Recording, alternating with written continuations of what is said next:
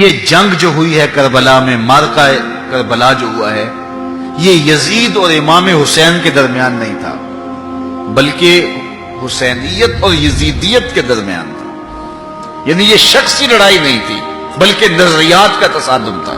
اگر شخصی لڑائی ہوتی تو یزید جیت گیا تھا، بطور شخص حضرت امام حسین شہید کر دیے گئے اور یزید جو ہے وہ تخت و تاج پہ متمکن رہا۔ تو اگر یہ شخصی لڑائی قرار دیں تو یزید جیت گیا اور امام حسین ہار گئے، یہ شخصی اگر لڑائی قرار دیں۔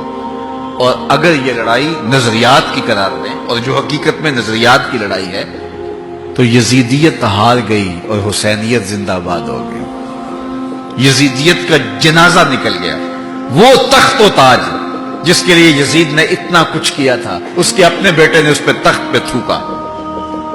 یزید کا بیٹا معاویہ بن یزید جب تخت نشین ہوا ہے تو وہ گھر سے باہر 6 ماہ نہیں نکلا، اس کا جنازہ ہی نکلا۔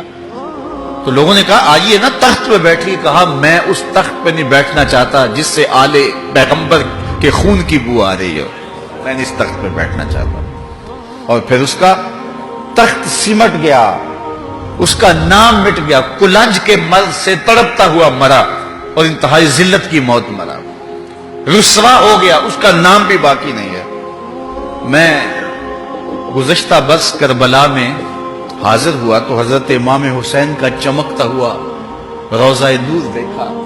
وہ لمحے بڑے دردناک تھے جب ہم کربلا میں پہنچے اور رات کا موقع تھا، تو ہمارے ڈرائیور نے کہا کہ یہ نہر فرات ہے، وہ نہر فرات جو چمکتی رہی اور جس کی لہریں اچھلتی رہیں، اور کربلا کا یہ مقدس قافلہ پیاسا رہا۔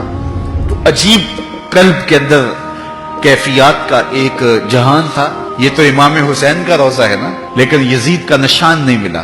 میں نے تاریخ کی کتب میں ڈھونڈا کہ یزید کی قبر کہاں ہے، تو مجھے تاریخ نے بتایا مزبلہ دمشق، دمشق کے اندر کوئی جگہ ہے جہاں لوگ کوڑا پھینکتے ہیں، تو اس کوڑے کے نیچے کہیں یزید کی قبر ہے۔ نشان بھی نہیں ہے کہاں ہے، لیکن اتنا پتا ہے اس روڑی کے نیچے یزید کی قبر ہے۔ یزید کی قبر مزبلہ دمشق میں، اور امام حسین کا قبضہ آج بھی کربلا پہ۔ تو یزید کا نام مٹ گیا، اس کا تشخص مٹ گیا، امام حسین کا نام بھی باقی، آپ کا ذکر کی باقی، اور آپ کے تذکروں کی خوشبو بھی باقی۔ تو یہ شخصی لڑائی نہیں تھی۔ میں نے اس دن عرض کیا تھا کہ طلحہ بن عدی بن حاتم نے 30,000 لوگ پشت پہ کھڑے ہونے کی بات کی تھی، لیکن امام نے اس پیشکش کو ٹھکرا دیا تھا، اس لیے کہ آپ حق اور باطل کی راہیں اجالنا چاہتے تھے، اور وہ انہوں نے اجال لی۔ حضرت امام حسین کی شہادت کے بعد بھی یہ جنگیں جاری رہیں۔ مالک اشتر کی قیادت میں مختار سقفی کی فوجیں ابن زیاد کی فوجوں کے مقابلے میں فرات کے کنارے لڑ رہی تھی۔ اللہ تعالیٰ نے فتح دے دی، ابن زیاد نے گھوڑے کو ایڑ لگائی اور میدان چھوڑ کے بھاگ گیا، باقی جو بھی قابو آتا اس کو پکڑ کے قتل کر دیا جاتا۔ خیر یہ لوگوں کی پہنچ سے بہت دور نکل گیا، لیکن اس کا جی گھبرا رہا تھا، پیاس کی شدت تھی، گھوڑا بھی ہانپ رہا تھا۔ تو یہ چلتے چلتے صحرا میں گیا تو وہاں اس نے دیکھا کہ ایک خیمہ ہے، تو سوچا کہ میں چلتے چلتے ان سے پانی کا گھونٹ مانگ لوں تاکہ اپنے جگر کی پیاس کو بچا سکوں۔ تو اس نے گھوڑا کھڑا کیا اور ہانپتا ہوا اس نے پردہ اٹھایا، دیکھا تو خیمے میں امام زین العابدین قرآن کی تلاوت کر رہے تھے۔